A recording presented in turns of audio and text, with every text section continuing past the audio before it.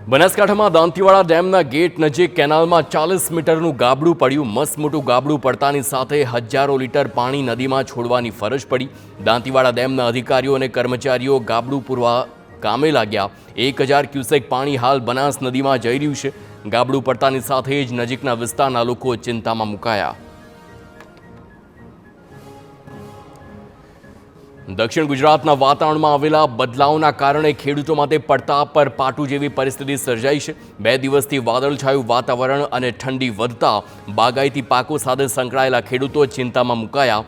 આંબા પરનો મોર ખરી જતા કે કાળો પડી જતા કેરી, ચીકુ અને શાકભાજીના પાકોમાં મોટા પાયે નુકસાન થવાની ભીતિ વ્યક્ત કરાઈ। વાતાવરણના પલટા બાદ કૃષિ વિજ્ઞાન કેન્દ્ર પર પાક બચાવવા ગાઈડલાઈન બહાર પડાઈ છે અને કૃષિ વૈજ્ઞાનિકોએ ખેડૂતોને અપીલ કરી કે ગાઈડલાઈન મુજબ આંબા પર અને શાકભાજીમાં જંતુનાશક દવા છાંટે। આગામી દિવસોમાં આવી જ પરિસ્થિતિ યથાવત રહી તો કેરી સહિત શાકભાજીનો સંપૂર્ણ પાક નષ્ટ થવાની પણ ખેડૂતોને ભીતિ છે। ગુજરાત રાજ્ય નાગરિક પુરવઠા નિગમ દ્વારા ટેકાના ભાવે ઘઉંની ખરીદી કરવામાં આવશે। રવિ માર્કેટિંગ સિઝન 2026-27 માટે ઘઉંના ટેકાનો ભાવ પ્રતિ ક્વિન્ટલ 2585 જાહેર કરાયો। તેના માટે 1 માર્ચથી ઓનલાઈન નોંધણી કરી શકાશે તેમજ 4 માર્ચથી 15 મે સુધી ખેડૂતો પાસેથી ઘઉંની ખરીદી કરાશે।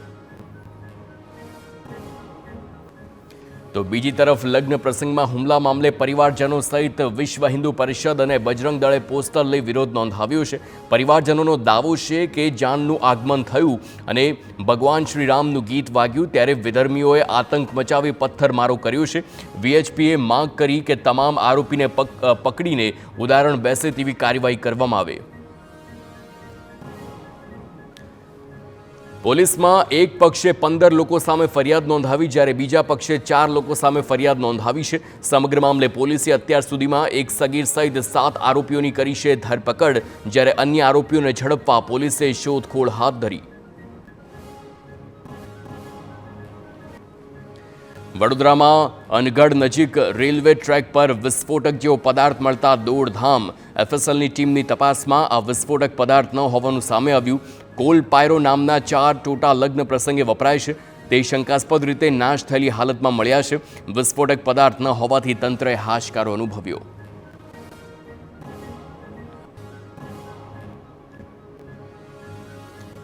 રાજકોટમાં જંગલેશ્વર વિસ્તારમાં સોમવારે મેગા ડિમોલિશન હાથ ધરાશે તે પહેલા અધિકારીઓએ જંગલેશ્વર વિસ્તારમાં ધામા નાખ્યા। પોલીસ, પીજીવીસીએલ અને રાજકોટ મનપાના અધિકારીઓ દ્વારા લોકોને દબાણગ્રસ્ત મકાનો ખાલી કરવા અપીલ કરવામાં આવી છે। આગમચેતીના ભાગરૂપે અત્યારથી જ પોલીસનો મોટો કાફલો જંગલેશ્વરમાં ખડકી દેવામાં આવ્યો છે।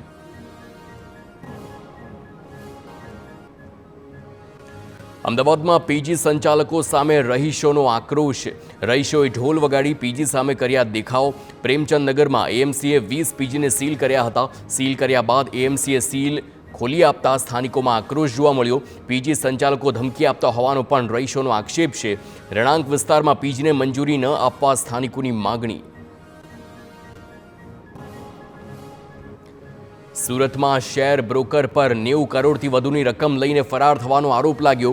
શેર બ્રોકર ઉર્વિશ સામે ગુનો નોંધાયો અને પરિવારે કહ્યું કે ઉર્વિશને ખોટી રીતે ફસાવ્યો છે। શેર બજારમાં ભાગીદાર પ્રિન્સ અને તેના પિતા હિતેશ ફસાવ્યા। ઇન્વેસ્ટર્સ દબાણ કરે તે માટે પુત્રને દુબઈ ભગાડી દેવાયો। બાંયધરી પત્રક પર બળજબરી લખાણ લીધાનો પણ આક્ષેપ કર્યો।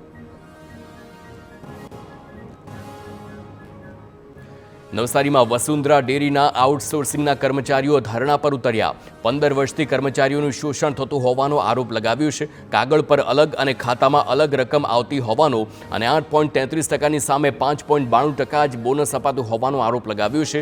વિવિધ 15 માગણીઓ સાથે કર્મચારીઓએ ધરણા યોજી ડેરી તરફથી લેખિત ખાતરીની માંગ કરી।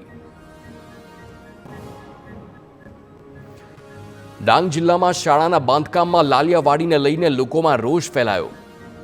બરમિયાવાડ શાળાના બાંધકામની હલકી ગુણવત્તા મુદ્દે સ્થાનિકોએ સ્થળ પર જઈને વિરોધ નોંધાવ્યો છે। ગ્રામજનોએ સારી વસ્તુ તથા યોગ્ય રીતે કામ કરવાની માંગ કરી છે। યોગ્ય રીતે કામ ન થાય તો કામ અચકાવવાની પણ ચીમકી આપી।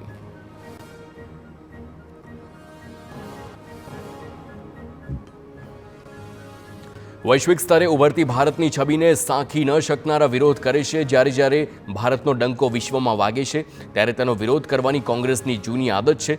કોંગ્રેસ માત્ર સસ્તી પ્રસિદ્ધિ મેળવવા કરી રહી છે વિરોધ. કોંગ્રેસે પોતાના કૃત્ય માટે શરમ અનુભવી દેશની માફી માંગવી જોઈએ, તેમ સીએમે જણાવ્યું.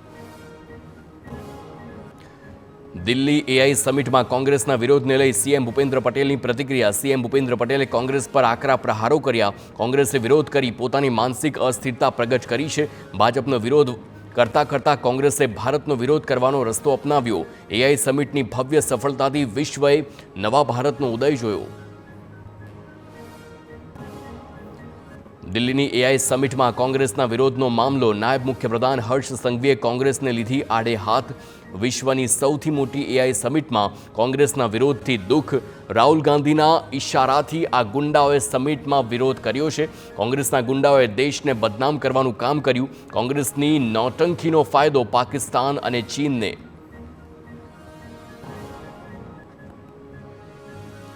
અમદાવાદમાં એઆઈ સમિટ મુદ્દે યુથ કોંગ્રેસનું વિરોધ પ્રદર્શન. ગુજરાત યુનિવર્સિટી સામે યુથ કોંગ્રેસે રસ્તા રોકીને દેખાવ કર્યા. એઆઈ સમિટમાં ચાઇનીઝ પ્રોડક્ટ દર્શાવી દેશનું અપમાન મુદ્દે કર્યો છે વિરોધ. એઆઈ સમિટમાં દેશનું અપમાન થાય નો યુથ કોંગ્રેસનો આક્ષેપ. અમદાવાદમાં નગરદેવી ભદ્રકાળી મંદિરમાં ભાજપના રાષ્ટ્રીય અધ્યક્ષ નીતિન નબીને દર્શન કર્યા. ભદ્રકાળી મંદિરમાં પૂજા અર્ચના કરી નગરદેવીના આશીર્વાદ મેળવ્યા છે. તો ગુજરાતના 3 દિવસના પ્રવાસે આવેલ નીતિન નબીને વહેલી સવારે રિવરફ્રન્ટ પર મોર્નિંગ વોક કરી યુવાનો સાથે સંવાદ પણ કર્યો હતો.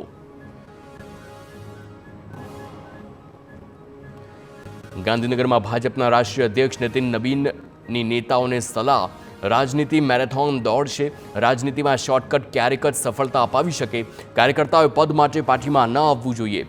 પદ મળે તો જ પાર્ટીમાં કામ કરીએ એવું પણ ન હોવું જોઈએ. 2 સ્ટેપ નીચે રહીને જમીની સ્તર પર કામ કરવું જોઈએ.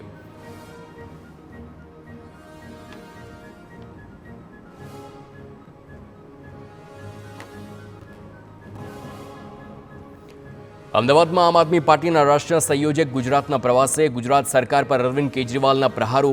ગુજરાતના બજેટમાં લોકોને કશું જ મળ્યું નથી. ખેડૂતો, વેપારી, મહિલાઓ માટે બજેટમાં કશું જ નથી. ખેડૂતોને ખોટા કેસમાં ફસાવી જેલમાં પૂરી દેવાય છે.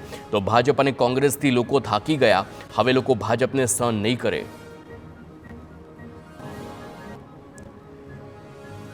વડોદરામાં કલેક્ટર કચેરી ખાતે ધારાસભ્યો અને અધિકારીઓની સંકલન બેઠક મળી છે કે જેમાં પાદરા અને કરજણના ધારાસભ્ય ઉપસ્થિત રહ્યા છે.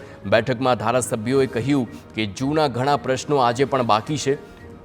વેસ્ટર્ન બાયપાસનું કામ 23 વર્ષથી હજુ પણ પેન્ડિંગ છે. સમગ્ર મામલે કલેક્ટરે વહેલી તકે કામગીરી પૂર્ણ કરવા આશ્વાસન આપ્યું.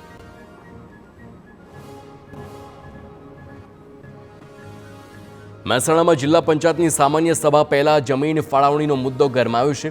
જિલ્લા પંચાયતની કિંમતી જમીનો મફતમાં આપ્યાના આક્ષેપો સાથે કોંગ્રેસના સદસ્ય રાજીબેન ચૌધરીએ સવાલ ઉઠાવ્યા. ખેરાલુમાં લાઇબ્રેરી, ટાઉન હોલ અને ગોડાઉનની જમીન ડીએલસીની મંજૂરી અને જંત્રી મુજબના ભાવ વગર આપ્યાનો આક્ષેપ. સમગ્ર મામલે 27 ફેબ્રુઆરીએ મળનારી સામાન્ય સભા તોફાની બનવાના એંધાણ.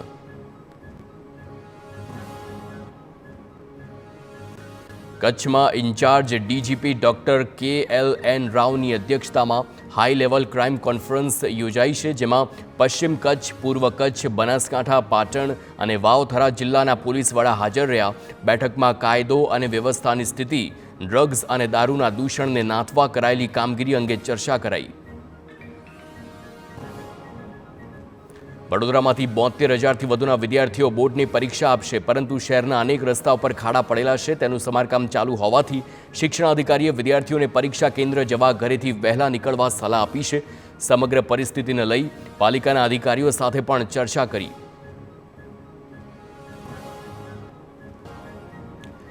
અમદાવાદમાં હરિયાણાના વોન્ટેડ આરોપીની ધરપકડ કરાઈ. સરખેજ પોલીસે બાતમીના આધારે ઉજ્જવલ ગજ્જરને ઝડપી પાડ્યો. આરોપી સામે ઇમિગ્રેશન એક્ટ અંતર્ગત હરિયાણામાં ગુનો નોંધાયો છે. આરોપીની અટકાયત કરીને હરિયાણા પોલીસને સોંપવા તજવીજ હાથ ધરાઈ. મોરબીમાં ખાનપર નજીક આવેલ ખાનગી ફેક્ટરીમાં આગની ઘટના બની છે. ઉન્નતિ પ્લાસ્ટો નામની ફેક્ટરીમાં આગ લાગતા મોરબી અને રાજકોટની ફાયર વિભાગની ટીમોએ ઘટના સ્થળ પર પહોંચી આગ પર કાબૂ મેળવ્યો છે. બનાવમાં કોઈ જાનહાનિ નહીં, પરંતુ ફેક્ટરીને આગથી મોટું નુકસાન થયું છે.